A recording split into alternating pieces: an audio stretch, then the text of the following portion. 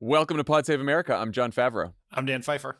On today's show, Donald Trump and Elon Musk make their bromance official during a joint interview with Sean Hannity.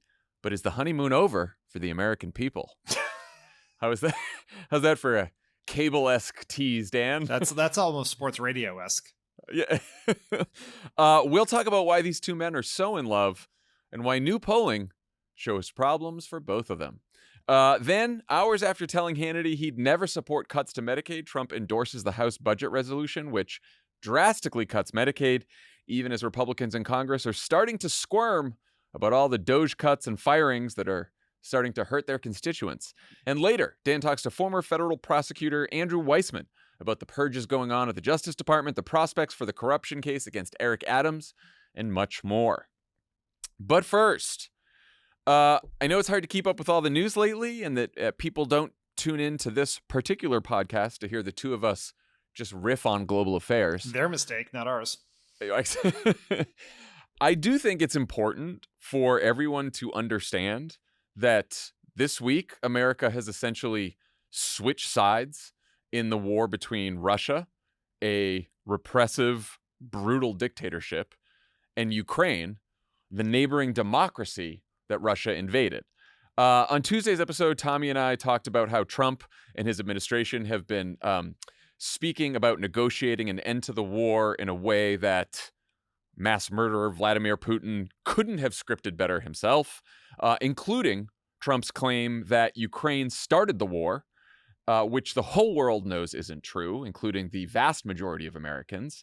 Putin has said repeatedly that Ukraine isn't a real country, that it belongs to Russia, and that Russia wants it back. That's why he invaded Crimea in 2014. That's why he invaded Ukraine 3 years ago, when Ukrainian President Volodymyr Zelenskyy gently corrected Trump on this point by telling reporters that he greatly respects President Trump, but worries that he lives in a, quote, disinformation space. Trump, of course, lost it. He posted an angry truth on his way to his beach club in Miami, and here's how he responded. He refuses to have elections, is low in the real Ukrainian polls. I mean, how can you be high with every city is being demolished? It's hard to be high. Somebody said, oh, no, his polls are good. Give me a break. A dictator without elections. Zelensky better move fast or he's not going to have a country left. Got to move fast because that war is going in the wrong direction. In the meantime, we're successfully negotiating an end to the war with Russia, something all admit that only Trump is going to be able to do in the Trump administration. We're going to be able to do it. I think Putin even admitted that. Yeah, of course. That's Trump speaking in Miami at an investment conference organized by Saudi Arabia, because of course. Then on Thursday in the White House briefing room, National Security Advisor Mike Waltz got this question from Fox News' Peter Doocy. Who does he think is more responsible for the Russian invasion of Ukraine, Putin or Zelensky? Well, look, his goal, Peter, is to bring this war to an end, period. Some of the rhetoric coming out of Kyiv, frankly, and insults to President Trump were unacceptable. Who's to say? Who's to say who's responsible for the Russian invasion of Ukraine? It's right there in the question, Dan. It feels like the absolute craziest resistance Russia conspiracies from 2017 have now come true. What is your reaction to all this? As I do whenever I want to understand what's happening in the world, I listen to Pod Save the World so I can have Tommy and Ben explain it to me. And like, this obviously felt like a big deal in the moment and seems crazy and insane, but I think Ben and Tommy both put it in a perspective that I did not fully comprehend at the beginning of this, which is not just the shift between Biden's foreign policy and Trump's foreign policy. This is the abandonment of the entire bipartisan principles that have undergirded U.S. foreign policies since World War II. Right? We've decided that we are no longer a leader in the forces of democracy, that we are going to side with autocracy. And that is deeply alarming. It is incredibly scary. You have the President of the United States not just siding with Putin, but calling Zelensky an unelected dictator, and then no one in the administration be willing to say that Putin, not exactly known for free and fair elections, to call him for what he is. It is truly insane through the looking glass stuff, and it has huge consequences for the United States' role in the world going forward. And our safety and security. I mean, I'd say when the week started, my anxiety over this was at like a 6 or a 7. Which is your natural resting state, to be clear. Exactly, Yes. exactly. Last few days, bumped it up to a 9. And honestly, part of that was listening to Pod Save the World, which I know that's a tough plug for Pod Save the World, but you should all listen to this because Ben and Tommy did an excellent job with this week. And I guess we both listened to it before bed, coincidentally. I'm more into sleep hygiene than you, so I listened to it earlier in the day, but was thinking about it all throughout the rest of the day. Okay, It really stuck with me. yeah. Because I was texting you last night after I listened to it. I was texting Tommy and Ben and you and being like, "That is the scariest fucking thing." Just I'm not here to give you advice, but if I were to give you advice, it's just like, because I know what your sleep habits are. I'd pick a time right before dinner and say I'm not going to listen to any more political podcasts, even once done by 2 of my best friends. But I've been thinking about it because, we all know the polls. We've talked about it. Do Americans really care about foreign policy and even foreign wars that Americans aren't fighting in? And what does that have to do with us? And why are we sending money to Ukraine? That's crazy. Well, we should spend more money home. And what do we have to care about that? And, the global order and institutions, like, what does that matter? Putin wants to reconstitute the Soviet Union. He has for a long time. He has nuclear weapons. He almost used nuclear weapons on the battlefield in Ukraine. We know that from the Biden administration, from what we learned in 2022 and 2023. Putin is getting help from North Korea and China, 2 other nuclear-armed dictatorships. And now he knows that the entire world knows that the United States, the world's other biggest nuclear power, no longer has any interest in supporting Ukraine, doesn't seem to have much interest in supporting Europe either, or defending Europe, wants to take over Canada, might bomb Mexico, is sending asylum seekers who are escaping persecution from China, Iran, Afghanistan, to a camp in a jungle in Panama, another country that Trump is bullying because he wants to take over the Panama Canal. And what does all that tell Putin?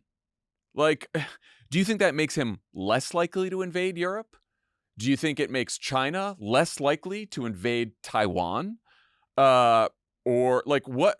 The whole world now sees the United States and see what Trump has done and thinks, and all the bad actors in the world, all the bad regimes, all the nuclear armed regimes are going to say like, well, Donald Trump and the United States aren't going to step in. They're looking to take over a bunch of countries themselves. So why don't we do whatever the fuck we want? And once Trump and his new dictator pals, who all have nuclear weapons, have finished carving up the world, do we think that they're just going to like relax and leave each other alone? Is that how things usually happen? When the world order is just a bunch of nuclear powers with fucking lunatics running them who are dictators? Like what? I mean, this is what has held the world order together is that you had the strongest military in the world, the United States, on the side of democracy, which puts you on the opposite side of the Soviet Union, then Russia, then China. And if the United States leaves that, then the entire balance collapses, right? Yep. Europe, individual European nations, Europe together, NATO without the United States cannot muster the response, and certainly does not pose enough of a threat to cause Putin or China or Iran or someone else not to fulfill their ambitions. And like the craziest thing, one of the craziest things Trump said this week, and it sort of went underreported in his I think it was his post about it was like a readout of his call with Putin, or maybe it was about Ukraine. I don't know what it was, but he was like, what do we care about this? We have a big, beautiful ocean to protect us in between. It's like, do you see World War II? What? Do you see any war with boats? What? Yes. Like, what are you talking about? It's fucking 2025. It could be fucking 1825. People have taken boats to war before. How many before. nuclear weapons could reach the United States? What are you talking about? You fucking moron.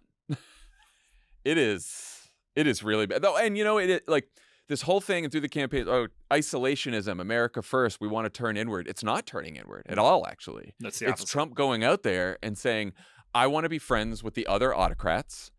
And who has he bullied? He's bullied Canada, Mexico, Denmark, all our allies. Germany, J.D. Vance went to Germany and bullied Germany and tried to like bolster the far right party in Germany. So like, oh, then maybe we can have a far right arm to the teeth Germany. That always works well. Well, it's also just the fact that the United States is now on the side of the pro-Russian far right parties within European countries like Germany. And like, even if that doesn't lead to another world war or nuclear war, that leads to a world where millions, billions of people all over the world are brutally repressed because they live under dictatorships and they don't have rights. And that's what Vladimir Putin is, and that's what Xi Jinping is, and that's what all of these guys that we're now in bed with are. It's bad. It's bad. It also seems like a fair amount of the motivation here is economic. In the press briefing, Waltz also scolded Zelensky for rejecting a deal where Ukraine would give us the rights to 50% of their rare earth minerals forever in exchange for U.S. support that somehow wouldn't include any security guarantees. We talked about this a little bit on Tuesday's pod, but now they're like really mad that Zelensky didn't like, what a deal. You give us half of your resources and we'll say that we support you? We're not going to, militarily support you. We won't even invite you to the negotiations about your own country. Right? Like, what kind of a fucking deal is that? We also know that the Russian negotiators made, of course, an explicitly capitalist argument to the American team that American corporations stand to make billions if the U.S. will allow investment in Russia again. Of course. Is the New World Order also going to be autocrats like Putin and Trump just carving up the world and plundering all the wealth? It seems like we're heading that direction. I mean, look, in all seriousness, there is a reason that the world order exists as it does. There's a reason there are organizations like NATO. There are reasons that there are alliances.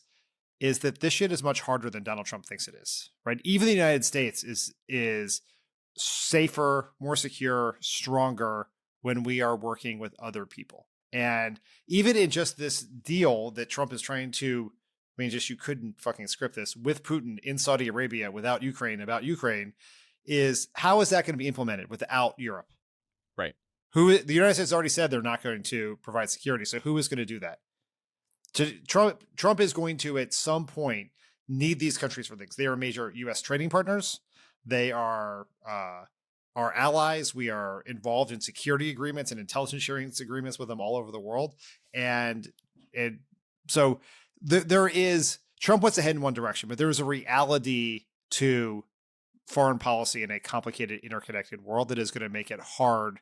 Doesn't mean it can't happen, but it does put challenges into this absurd premise that Trump has. I do just want to say that it is not a coincidence that so many rich tech people have adopted this pro-Russian stance in recent months and years, is because Russia is right that is a very large market that U.S. companies could be doing business in, and that is causing a lot of people to throw aside what they care about to hopefully make a little bit more money.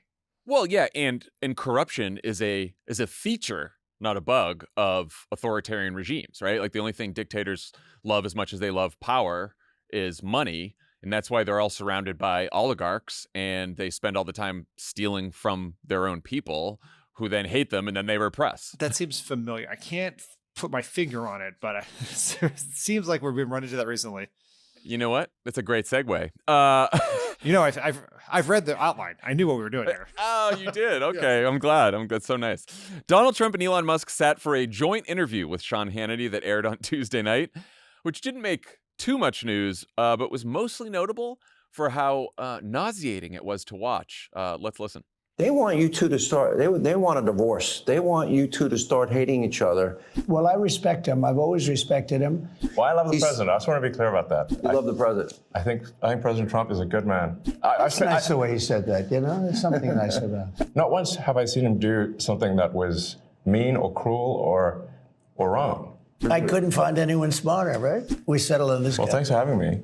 So, I actually am tech support though, but he gets it done. He's a leader. This guy's he's a brilliant guy. He's a great guy. He's got tremendous imagination. You're much more than a technologist.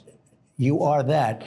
But he's also a good person. He's a very good person. This is going to be hard. I feel like I'm interviewing two brothers here. Fucking get a room, you two. What did you make of the interview and their budding relationship?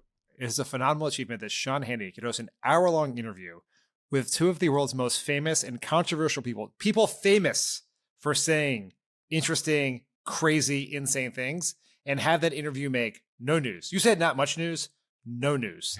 It was ungodly boring. It was like watching wallpaper dry on the wall. It was so boring. I like the fact that he pulled that off. I just can't even imagine how that even happened. Like Donald Trump has never sat for an hour without saying something interesting before. Elon Musk has never sat for an hour without saying something controversial or angry. I mean, just truly mind-numbingly boring and stupid. As for the relationship, maybe they like each other. Maybe they do. It seemed like, who am I to say? I don't want to play psychologist here, but I don't think Donald Trump's not exactly known for hiding his feelings. Like he can barely look at JD Vance when they're in a room together. He can never even, it's clear he cannot stomach Mike Pence at all. I thought he was just a huge goober. Or his wife. Or his wife. Or his own wife. That's what I'm saying. Yeah. Yeah. Oh, sorry. Forget Mike Pence's wife. I thought you meant Karen Pence. Yeah. No, it definitely doesn't like her. But no, he doesn't even like Melania. No. Maybe they do. Elon Musk is one of the few people in the world who Trump needs more than they need Trump. Right? He spent $250 million to get him elected. He is this cudgel for Trump as he tries to implement his policy, because Musk keeps saying he'll fund primaries against people who don't vote for his nominees. That clearly was quite effective, since earlier on Thursday we confirmed Kash Patel as FBI director. So anything goes. And Elon Musk controls his favorite social media platform. And so I don't know if they really like each other or not, but Trump is not. He is more forgiving of Musk, or more willing to tolerate him, than he is anyone else. My main takeaway from the interview, besides yes that it was boring, yes that Sean Hannity somehow managed to sit for an hour with these two and never brought up anything interesting. Yes. It was just a love fest the entire time. And it was nauseating to watch. But as I watched it, I was like, I think I was completely wrong about, and I think all of us were wrong about all of the guesses about this relationship, and when's the divorce coming, when's the falling out. And I think you're right that Trump needs Elon and uses Elon, but Trump needs and uses a lot of people and doesn't love them, or doesn't even like them, or doesn't show that kind of affection for them. I think they genuinely like each other because they're kindred spirits. Trump in his first term was extremely frustrated that he couldn't do whatever he wanted.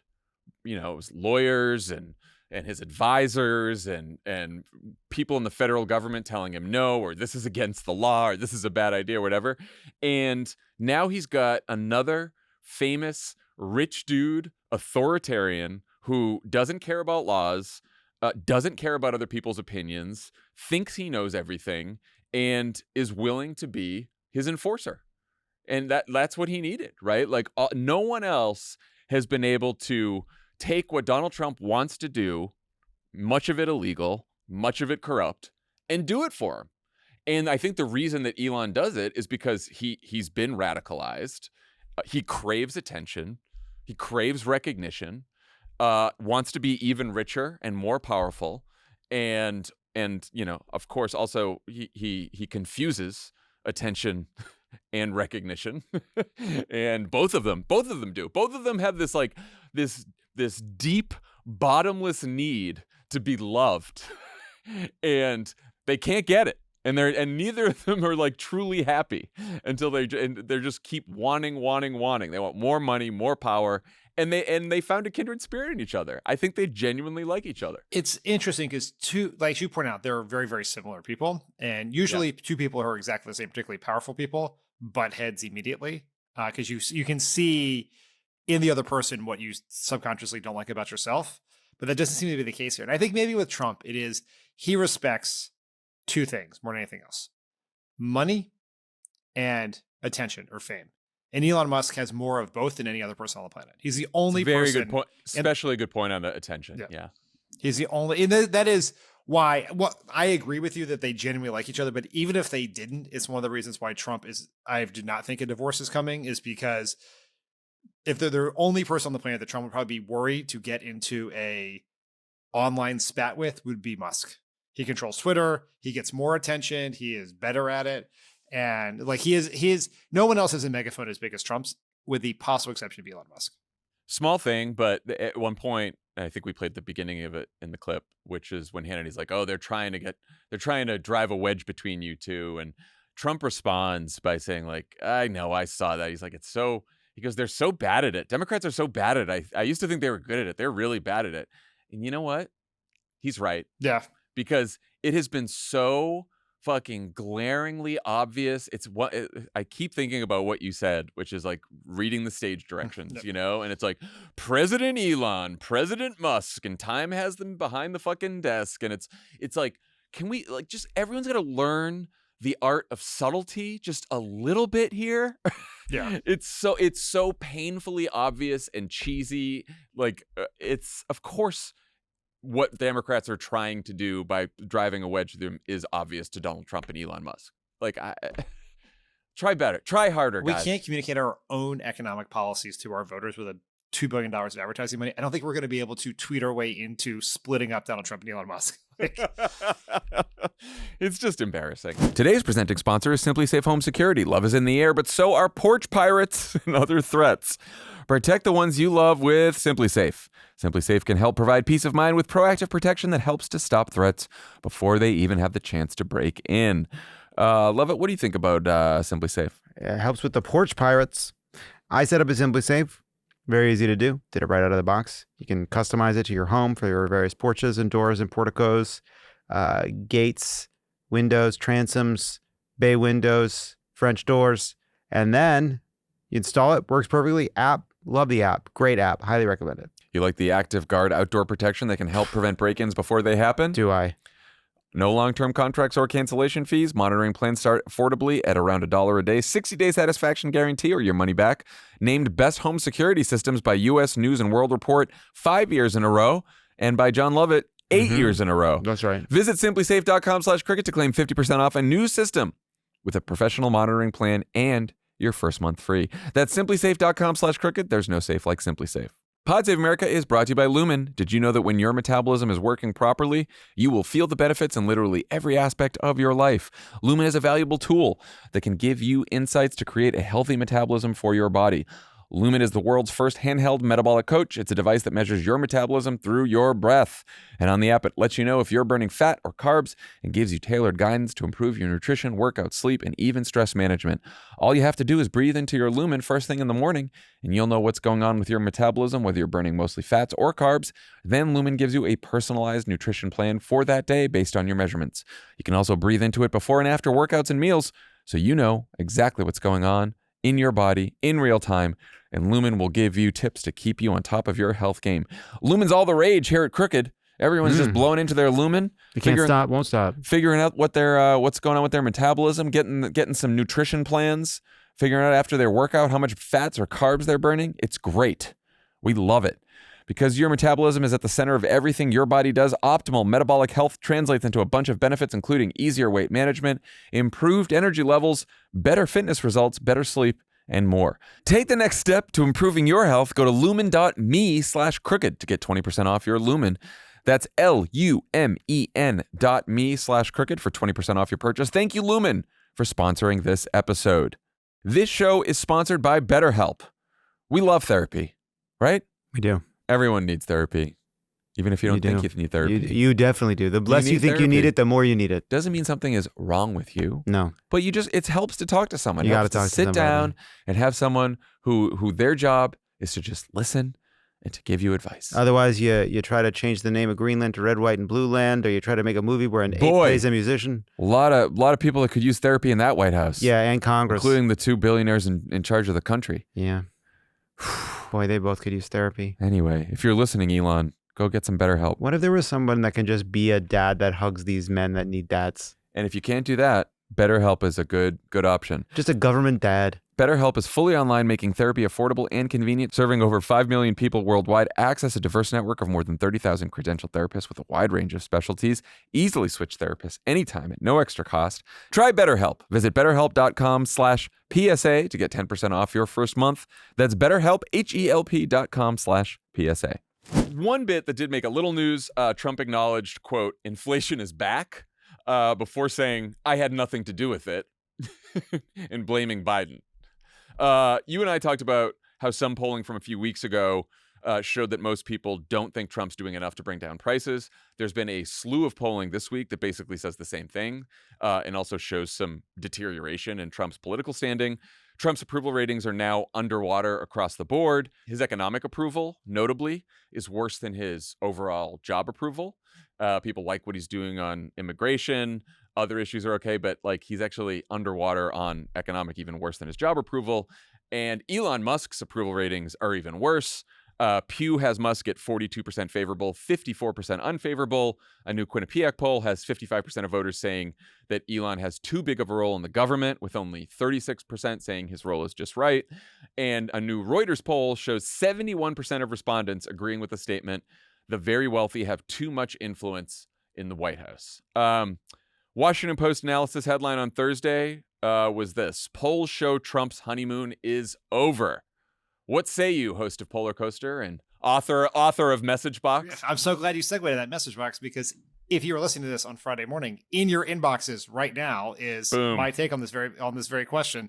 No, thank you to the Washington Post for trying to get in front of me here, but 2 points here. One, Trump had a honeymoon. He's more popular. He was more popular at the outset of this presidency than at any point previously, but it's the lamest honeymoon in history. His net approval rating when he was elected, or when he was sworn in, was 43 points lower than Barack Obama's.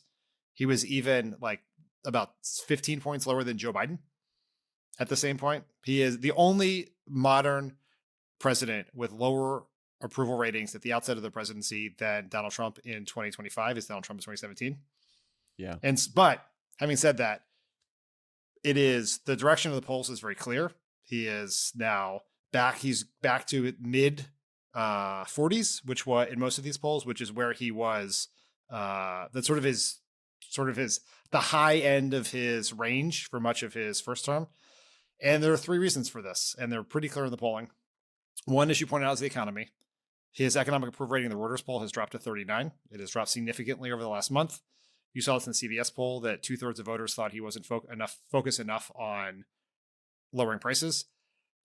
The second reason is people don't like his agenda, right? You have majorities who in the Washington Post poll who do not agree with what he's been doing, and that makes complete sense. He ran on lowering prices and securing the border, but all of the news is about slashing government, weaponization, cozying up to Putin, all of these things. And it's like presidents get in trouble when they campaign on one agenda and govern on another. And he campaigned it was bullshit, but he campaigned as a populist who wanted to fight for the working class. He's governing it on a Medicaid cutting, government slashing, austerity agenda. That's not what people voted for, and that is hurting him. And the last thing is that Elon Musk is dragging him down in some ways. And one of the more interesting things, like Elon Musk's favorability ratings are fine. 44. It's not great, but he's actually more popular than just about every politician who's not named Barack Obama right now, in Donald Trump. But the better question to ask is, do you approve of the job he's doing? Because the favorability rating includes, do you like him? Seems highly unlikely, but what do you like? But also all the Tesla, SpaceX, everything he's accomplished for the world and the planet, which some of it is quite good. When you ask, do you approve of how he's doing his job in government? Only 34% of people in the Washington Post approve of him. They had quotes from some of the respondents in the Washington Post poll about like why they, supported Trump or opposed him or whatever. And I saw one woman who voted for Trump said, Elon's a smart guy, and I think he's really smart with his companies, but I really don't like what he's doing, cutting all these programs. He's got too much influence in there. Yeah, and you see that in like 26% in that Washington Post poll approve of Elon Musk shutting down federal agencies, and 52% oppose. You have 6 in 10 people who are concerned about Elon Musk and the DOGE team having access to sensitive personal information. Elon Musk is he is helping Trump accomplish his agenda, but he is hurting him politically in how he's doing it because the agenda he's accomplishing is unpopular. It's not what people voted for. It's not what they want. I think there's also something instructive in all these numbers for Democrats and anyone trying to oppose Trump right now and wondering like what we should do and does anything matter, which is like when you ask people, there's been some analysis that Trump's approval ratings, at least for the last couple of weeks, have been relatively high, partly because he's taken action and he's doing stuff. And people like presidents who take action. And I think that's right. That analysis is correct. And when you ask people, oh, well, what do you think about him making government more efficient? People like the idea of making government more efficient. They, unfortunately, a slight majority likes the deportation agenda. That's also because they think he is deporting undocumented immigrants with criminal records, which he is clearly, that is only a small portion of the immigrants he's deporting. We can talk about that some other time. But when you get into the programs he's cutting, what Elon is doing, even with something like USAID, when we talked about this, 6 in 10 oppose closing USAID, even when it's talked about like that, which has now become famous. The reporting around DOGE, what Elon has been up to, what the DOGE bags have been up to, the cuts, the firings, and what Democrats have been saying about this, and the noise that people have been making just across the country about this, I think it's breaking through, and people are hearing it, and so we're starting to see it in the polling. That yes, maybe people liked him taking action, and yes, they want government to be more efficient, but the way that they're seeing it happen, they despise. And just as a point, and this is if we continue on the right trend, this could go down as one of the great political miscalculations in history. Is let's say Donald Trump had put Russell Vogt in charge of DOGE. Yeah, that's interesting. No one would know. But because they put a person who gets more attention than almost anyone else on the planet in charge of implementing the unpopular agenda, people know about the unpopular agenda. Elon Musk is a figure, and this is sort of how the media environment works. Is if you have people who are controversial, who you talk about, and then you get engagement, you create this incentive structure for more and more people to talk about it. No one is getting more TikTok views or reposts or whatever you call them, or skeets or whatever else, talking about Russell Vogt or Kevin Hassett, the NEC director, or anything like that. But if you put a huge, giant, famous celebrity who loves attention in charge of doing things that you probably wish people did not know, you're probably going to suffer politically from that down the line. Who has one of the biggest megaphones in the world and is literally narrating what he's doing minute by minute, including many of his fuck ups. Yes. I mean, it is a wild choice. Which is, and I know you wrote another message box on this, like whether it's the right strategy for Democrats to focus on Elon Musk. I say yes.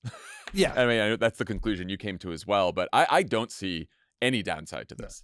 I think you have to do it in the right way. The reason you have to do it is we can't get attention for our message. We have to go where there is attention. We can't make attention. We have to go get it. And it is with Elon. Democrats have been attacking Donald Trump for a decade now. That is not in and of itself newsy and interesting. If you attack Elon Musk, you're going to get more attention.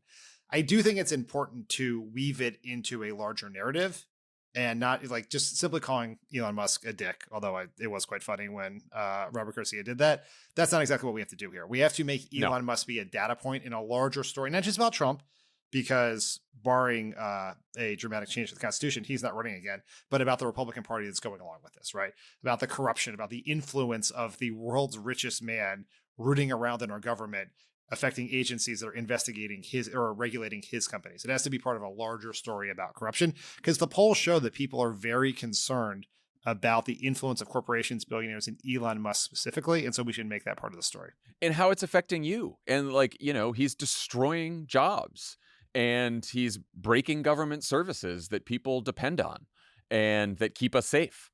And I think that that's why the whole, the drama between Elon and Trump and the relationship and all that kind of stuff. And it's just it's a little bit of a sideshow, because I think what's going to be most impactful is making sure that we connect all of the firings and all of the services that are cut to what Trump and Elon and the whole Republican Party are doing. In addition, all the polling, Axios reports that Trump and Elon face, say, growing DOGE revolt from GOP lawmakers who are, quote, growing unnerved by what they see as an imprecise exercise. I would say yes. I love that. Susan Collins suggested that it's unconstitutional for the executive branch to refuse to spend money Congress appropriated. No shit. And said the administration is, quote, moving too fast. Lisa Murkowski told CBS News that the job cuts are hitting Alaska really hard and that a lot of the firings are, quote, flat out wrong because people are getting told they're losing their jobs for performance reasons when that clearly isn't true because they've had performance reviews that said that they are doing an excellent job and then they get fired. Meanwhile, the DOGE wrecking ball continues to swing with huge cuts and firings happening at TSA, the IRS, FEMA, HUD, the Department of Housing and Urban Development, the entire agency that helps respond to disasters for people's homes when a disaster hits, cutting like 80% of that. They're even cutting the NIH unit that focuses on Alzheimer's research. In the morning after Trump told Hannity that, quote, Medicare, Medicaid, none of that stuff is going to be touched, he weighed in to endorse the House Republican budget that would in fact cut Medicaid by $880 billion. Why would he do this? I mean, I would just want to focus on the NIH one for a second. I saw a post on social media about this, which is the most impactful and innovative research on Alzheimer's is coming from NIH. And they're made real progress with therapeutic drugs in recent years and could be close to some sort of treatment or cure. And the way it was described was basically cutting funding for the NIH right now is like taking away your kid's bike the day the training wheels come off just after someone told you that they had the possibility of entering the Olympics. Oh, right. It's just like we're close to doing something and you were gutting it. And all of these things do matter and they do break through to people because they're basically finding something that every person in America cares about. Everyone cares about different things, and then cutting it and affecting it. And why are they doing this? I can't possibly fathom. You just have a bunch of people who know nothing about government, who don't seem to care about people, who view government as the enemy, trying to just meet some number of fired employees, budget cuts without really thinking in any holistic way about how you actually help people, because they don't think government should help people. That's not what they believe. And we have seen this to a lesser degree when George W. Bush was president, and he put a bunch of hacks in at FEMA and Katrina happened. And this is we are in dangerous territory here. This is what happens when people who hate government are in charge of government. The Medicaid thing is going to be a huge problem for them because either they don't touch Medicaid, like Trump said on Hannity, which means that if they don't touch Medicaid and they're not going to touch Medicare or Social Security and they're going to add to defense spending, there's just not enough money to cut anything else and also pay for a $4.5 trillion tax cut. So basically then you get down to drastic cuts to all the other spending in government, food inspection, NIH, healthcare, all this other stuff, right? And you still have you just add a huge amount to the deficit because you just give a huge tax cut to rich people. So that's one option. Yeah. The other option is an $880 billion cut to Medicaid, which is what is in the House Republican budget that Trump endorsed. So they talk about work requirements and, okay, well, if you get Medicaid, you should work. Now, that's kind of bullshit because work requirements end up, what happens when you institute work requirements in a state that is giving people Medicaid is you end up just a lot of people lose their coverage. And it's not like they're not working because they don't want to work. A lot of times they're not working because they can't work.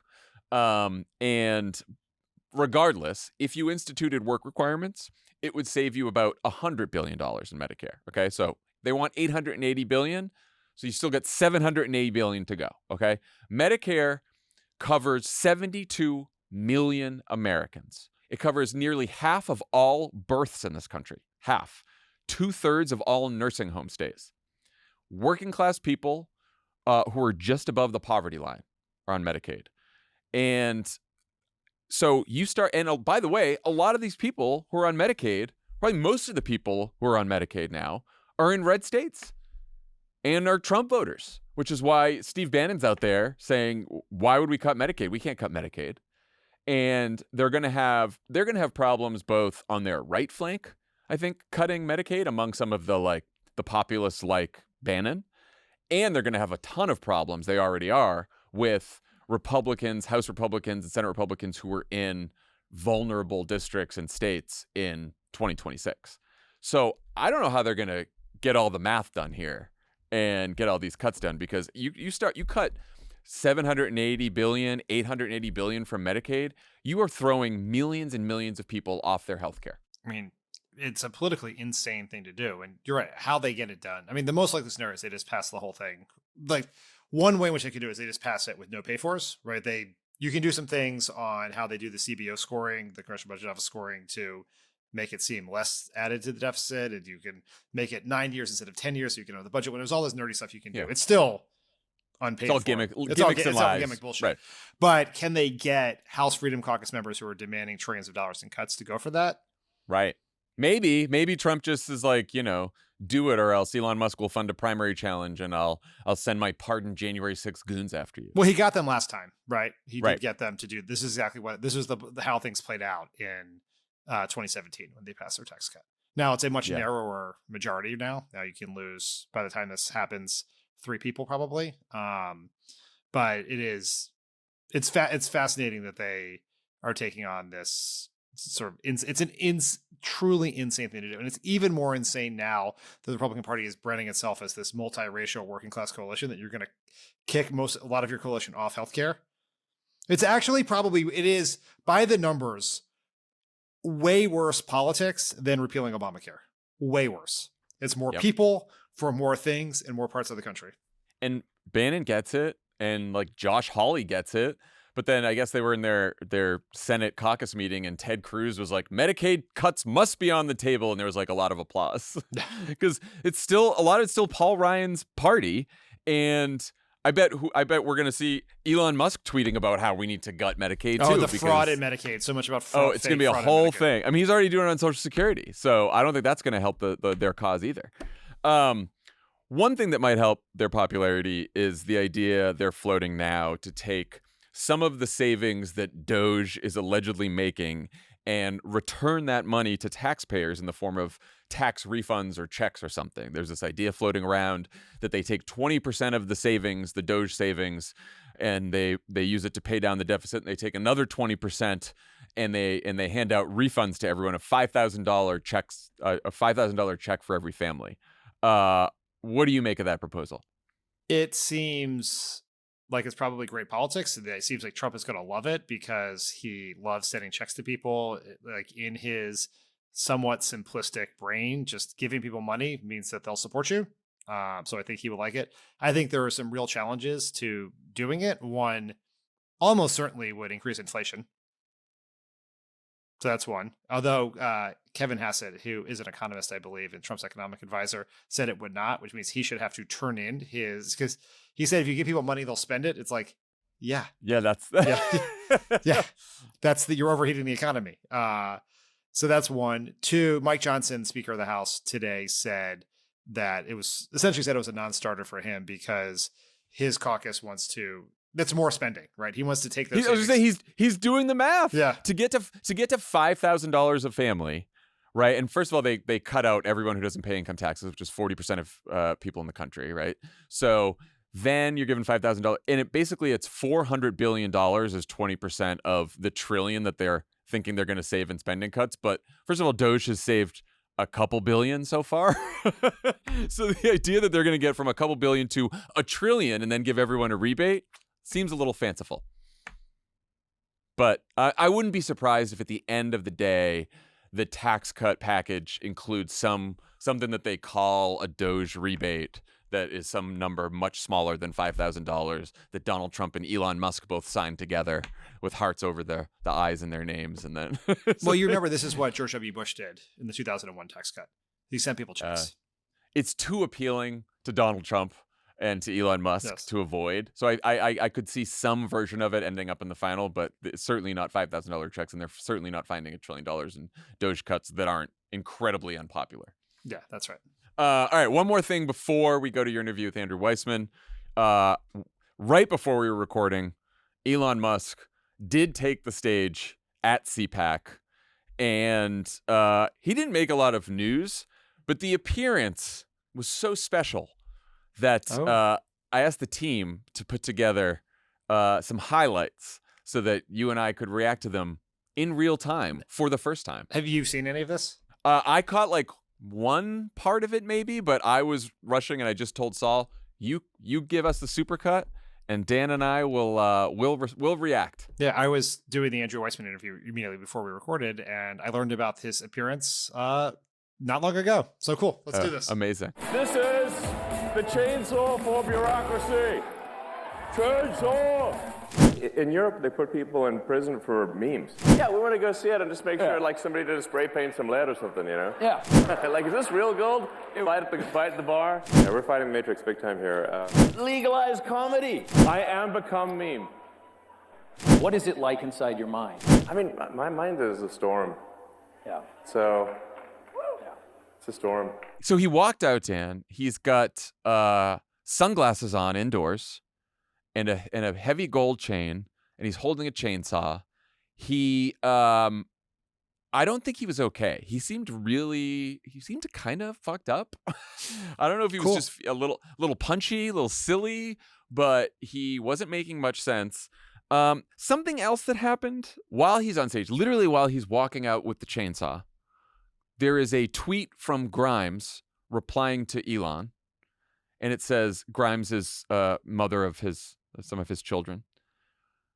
Please respond about our child's medical crisis. I am sorry to do this publicly, but it is no longer acceptable to ignore the situation.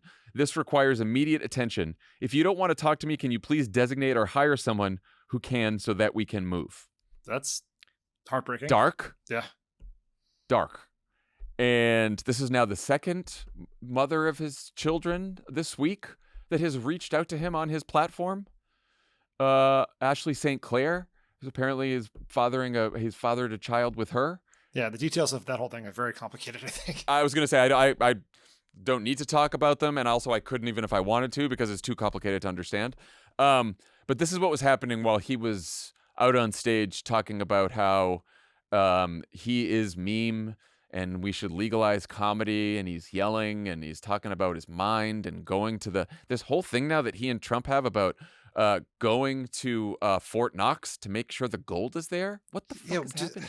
This is probably, I don't know who the right person to direct this question is, but like, there's obviously some weird right-wing conspiracy theory about this that you know what, I'll dig into it before next pod. I will get the answers.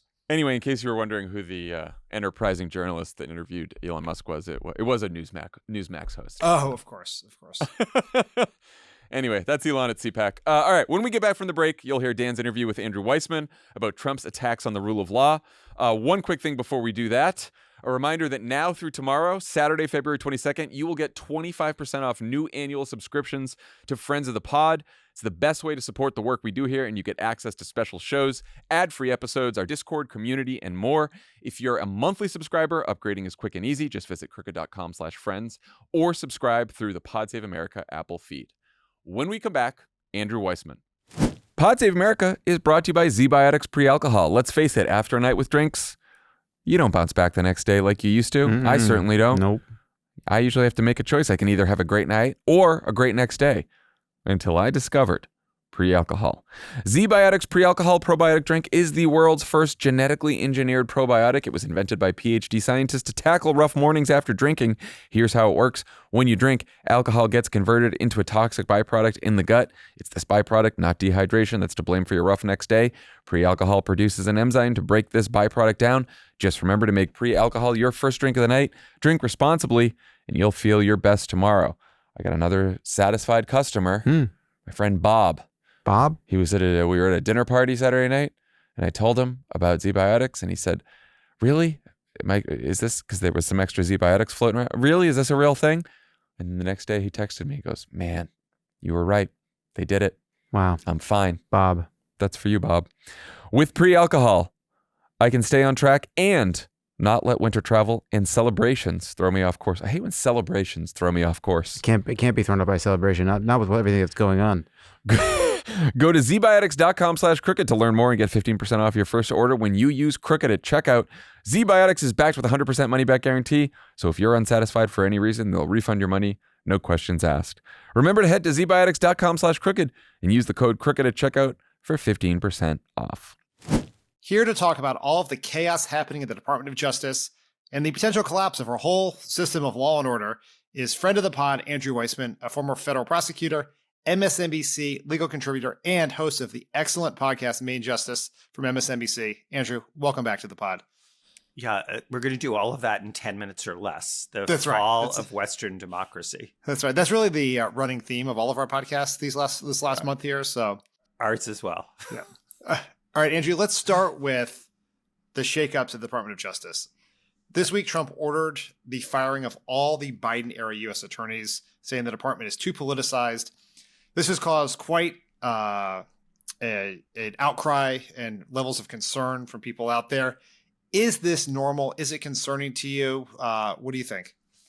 So of all the things that have gone on, all the actions of the FBI, the Eric Adams case, the resignation of the chief of the criminal division in the D.C. U.S. Attorney's Office, all of that, as well as the statements being made and by Emil Bove and all of Pam Bondi's sort of day one memos, at the bottom of the list is asking the presidential appointed U.S. attorneys to resign. So that is fairly standard. It's not standard the way it's done. I mean, it's usually not sort of as abrupt, and it's not talking about weaponization and politicization. The U.S. attorneys typically do change over when there's a change in party control. So that's the least of it in my book. You know, if I remember this correctly, when Obama came in 2009, and he did the same thing as other previous presidents have done, he did leave in place the Bush-appointed North Carolina U.S. attorney, because that U.S. attorney was in the midst of investigating Democratic presidential candidate John Edwards, and he didn't want to seem like he was interfering with that. Are there any open cases or investigations here that could be affected by these firings? So the answer is yes, but we already have. Yeah, we have bigger problems. Yes. Exactly. We have so many other things that are going on. I mean, those kinds of wonderful norms. Let's just start with President Obama brought in the new U.S. attorneys. And what he told them is, I know that I have nominated you and the Senate confirms you, but you need to understand your allegiance is to the Constitution, not to me. That is, which of course is like any fourth grader would understand that that's the way it's supposed to work, except that in the world we're in, that needs to be retaught, because that's the opposite of what Donald Trump, in my view, wants. He wants it first to be, you are loyal to me. Well, that's a great segue into the Eric Adams case. I listened to your whole podcast on this on Main Justice, which was fabulous. And we could have a whole podcast conversation about it, but could you at least give the short version to our listeners what happened here and why this was such an unusual decision and process from the Department of Justice? Sure. Mayor Adams is somebody who was charged during the Biden administration with 5 felonies. He is a Democrat. And so any sort of claim about politicization is a little weird because it was a Biden administration that charged him. He was charged about 9 months before the primaries here in New York City. This is what's unusual. The first sort of way this blew up is that the acting U.S. attorney in the Southern District of New York that has the case sent a letter to Pam Bondi saying, I have been ordered to dismiss the case. And I've been told to dismiss the case, not because there's a factual issue, not because we've got the law wrong, but because this is going to, among other things, interfere with Eric Adams' ability to carry out the Trump administration immigration policies. And that is a quid pro quo, from her point of view, using the criminal case to get somebody to do the political bidding of the president.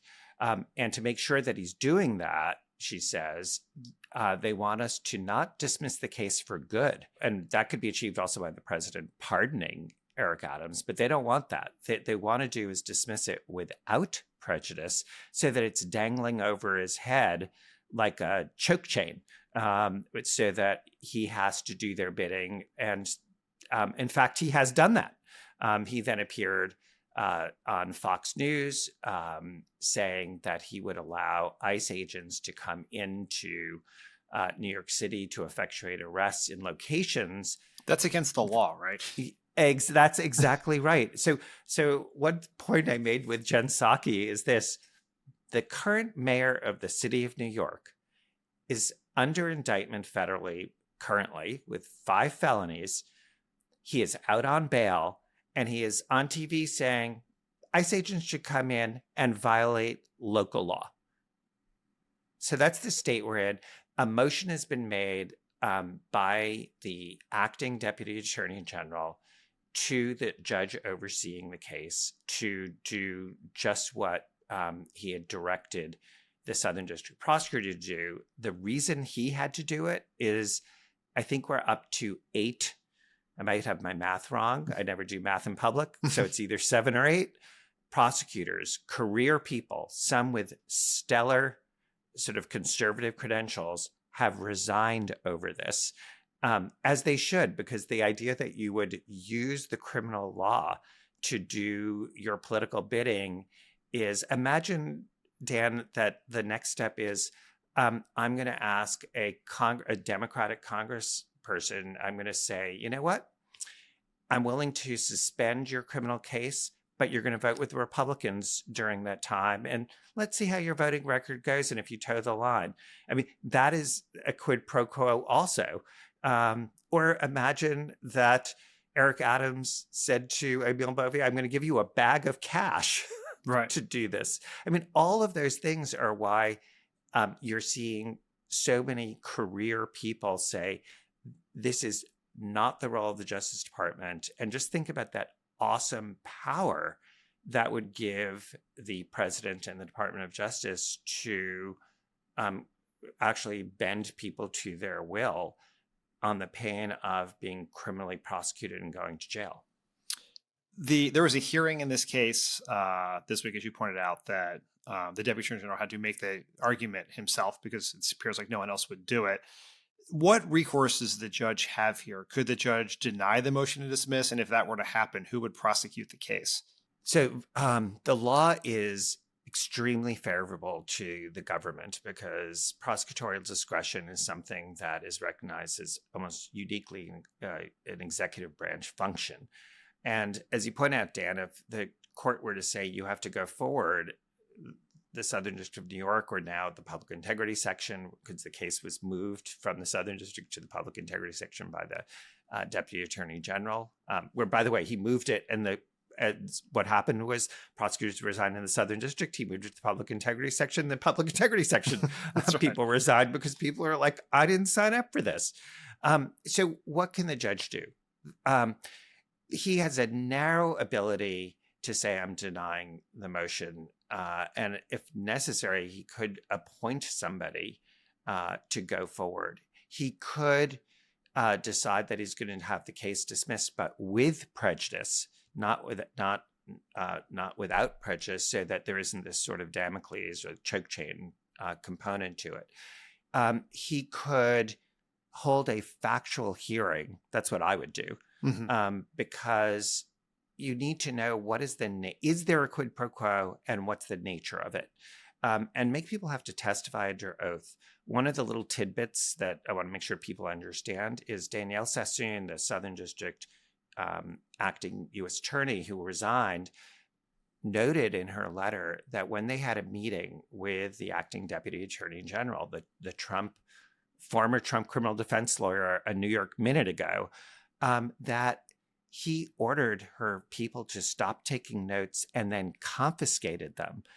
And the acting deputy attorney general has not denied that. He has admitted that he did it, but he says he did it to prevent leaks that is not facially plausible to me that that's the reason, because you know how you can't prevent leaks by taking notes. Right. People can leak without having notes of their conversation. All it does do is eliminate the written record so that you can lie about what happened. If such a factual hearing took place, could the judge demand those notes? Yes. Presuming they haven't found the bottom of a paper shredder somewhere in Main Justice? So the answer is yes, he can demand the notes. And if they have been destroyed, that is one, it can be used by the judge as evidence that they would have been favorable to Danielle Sassoon's position, that there was a quid pro quo. I mean, to me, you don't have to be a lawyer to understand that. If you confiscate the notes and shred them, you're entitled to draw inferences from the fact that you did that. If they were helpful for you, you don't destroy them. Right. You put them in a safe somewhere. Right. Exactly. So the other thing he could do is something that Emmett Sullivan did in the Michael Flynn case. So that is in Trump 1.0, where remarkably, this is like the only other time I've ever heard anything like this happening. And I was a prosecutor for 21 years. The only other time I can think of a situation like this is from Trump 1.0. Of course.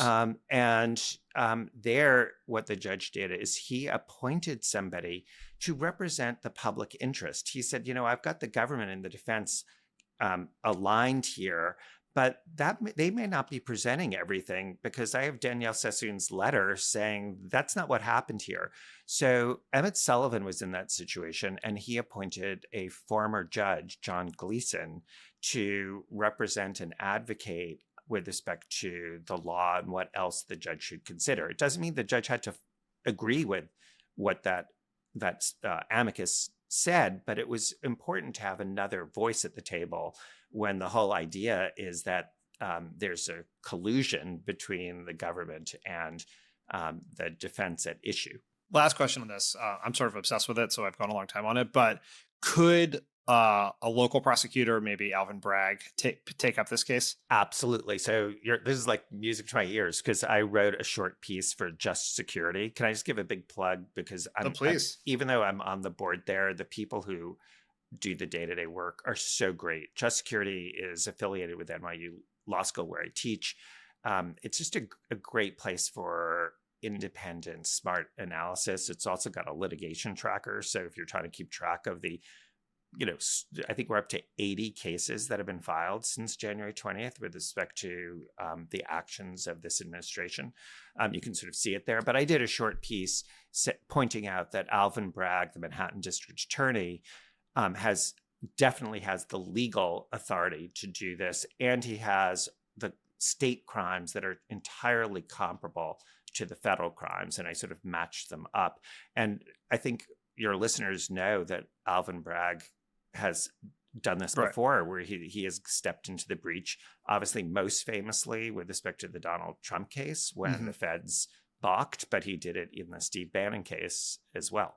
Could he get access to, I can't remember what happened in that case, whether the U.S. Attorney's Office shared the evidence that they had gained with Alvin Bragg, but here I imagine the Pam Bondi Department of Justice would not do that for Bragg this time around.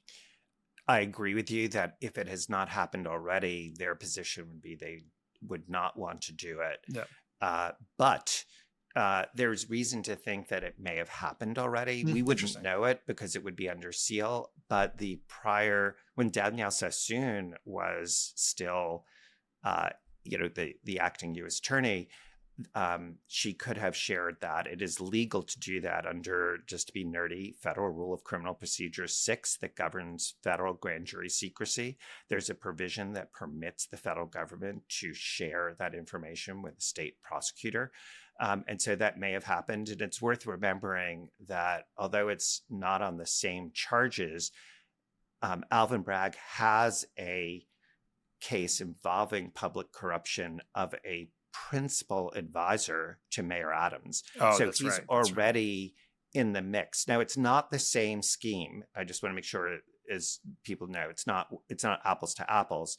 But all of that suggests to me, if I were in the in the Southern District of New York, I would have been thinking about making sure that the evidence that I've amassed lives somewhere independent of people who want to engage in bad behavior. On a separate topic, the interim U.S. Attorney of Washington, D.C. has been suggesting that he's going to investigate and probe people who make threats. He sent a letter to Senator Schumer about a comment Senator Schumer made 4 years ago about concern about Supreme Court justices. There's been some contact with Congressman Robert Garcia's office. Just what is your reaction to this? Like, I know weaponization is a real term that doesn't mean anything anymore after Trump's in charge, but this sort of weaponization of a U.S. attorney's office. So can I just say, with the word weaponization, like that is a real thing.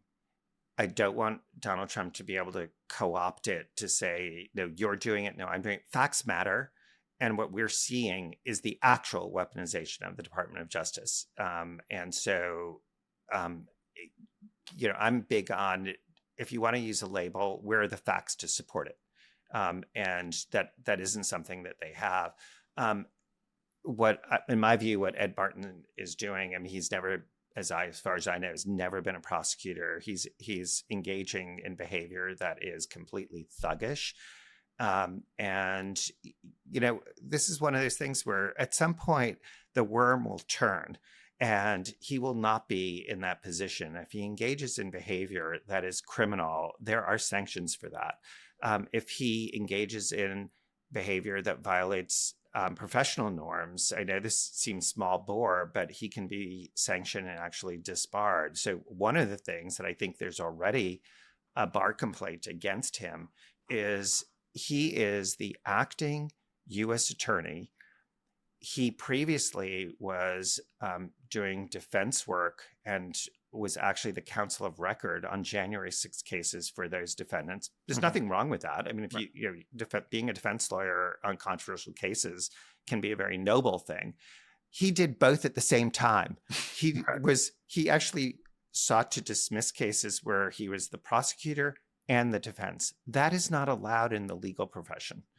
You've mentioned Daniel Sassoon and these members of the public integrity section who have resigned. And resigning is a principal thing, but also maybe the other way of thinking about it is the principal people keep leaving the department at a time when it really needs principled people. Like, you're a longtime veteran of the Department of Justice. What do you think they should be doing? What's the right thing to do here? What's the best way? Is there a way to protect the rule of law from within the department in the situation they're in? That is a tough and great question. Here's so one, I think it's a very individualized decision about sort of what you do, but at some point there is no choice because you are being directed to do something that you have determined is either illegal, unethical, or just violates whatever principles you have and you can't stomach. For instance, I don't believe in the death penalty. If somebody directed me and said, you have to prosecute a death penalty case, I would either say you have to fire me or I'm going to resign. I think that's sort of dancing on the head of a pin about which way you do it. The arguments either way. So at some point, if you're in that position where you're directed to do something that you actually have no choice. I mean, you can't go forward. Look at yourself in the mirror. I think the harder situation is purportedly when Amiel Bove was trying to find somebody to do the evil deed of like filing this motion. And he takes the Southern District of New York prosecutors off, and then he goes to public integrity, of all places, the public integrity section that is public corruption cases. And he basically is on Zoom is like putting them in a meeting, and it's basically cough up somebody, or I mean, what I understand is it's cough up somebody or you're gone. That's sort of the message. And that's where there's I think a healthy debate about what's the best way to deal with that. Do you cough somebody up? Do you all resign? I mean, I think there are pros and cons. What ultimately happened was one person who was near retirement said, I'll sign it. And essentially he then saves what I'll call the good people, because they don't then all get fired. And so that is a positive. And if you look at the actual filing that he signed, it's really interesting because the attorney who signed it did not make any factual representations that were false. Everything was, the acting deputy attorney general has determined the following. The acting deputy attorney general believes this. The acting deputy attorney general has directed X. So the person just put their name on it, but was not going to represent anything as being true or his own beliefs. And one other point, when this actually went to court, you've noted that only Emile Beauvais came. And I think there's a reason for that, because if the other lawyer had shown up, and this is essentially what happened in the Roger Stone case, when the similar situation happened and career prosecutors withdrew from the case. If you have that person show up, that would have given Judge Ho the ability to say, tell me what happened. Like, what happened? Why are you here? Why did you sign it? What's going on? And all of the facts about what happened and what Emile Beauvais had said to the group of public integrity people would have spilled out on the record. So in some ways, Emile Beauvais was smart to be the person to stand up. But Dan, that's another thing that's just so unusual. Not only is it completely unheard of to see career people resign. Last time I can think of it was Trump 1.0. And prior to that, of note, it's the Saturday Night Massacre. But the deputy attorney general does not go to court. Right. That's right. They're busy. Theoretically. Well, he's been very busy, clearly. Last question for you. These are obviously very dangerous, scary times for lots of people. As you point out, Trump and Ed Martin and Emile Beauvais are weaponizing the Department of Justice. Things are going to get a lot scarier. Kash Patel was confirmed on Thursday to be FBI director. There have been explicit threats made to you. Steve Bannon suggested that you should go to prison for a long time. How are you processing that? What is your reaction to it? How are you thinking about the personal risk for yourself? Well, I'm in very good company. There are lots and lots of people on that list. I still, after all this time, I'm still an institutionalist who believes that facts and law matter. Since I haven't done anything wrong, doesn't mean they can't make my life and a lot of other people's lives, hell and a misery. But there are judges in this country, and there are juries in this country, and there are grand juries, and there are trial juries, and that so far is not. Those institutions have not been undermined. It's a very sad state that we're sort of where we are, but I tend to not sort of personalize it and just think about sort of big picture where we are. And just going back to what we were talking about when you asked what should career people do, I don't really have any other choice, because I'm not going to stop speaking what's on my mind and saying what I think. And like the day I stop doing that, it's like I can't look at myself in the mirror. And I don't think I deserve any credit whatsoever for that. I think there are a ton of people in this country who feel exactly the same way. Andrew Weissmann, thank you so much for joining us. It's always great to talk to you. And everyone check out his podcast, Main Justice. Nice to talk to you. That's our show for today. Lovett's going to be back in the feed on Sunday with the one and only Bill Maher. Talk to you then. Have a good weekend. Bye, everyone.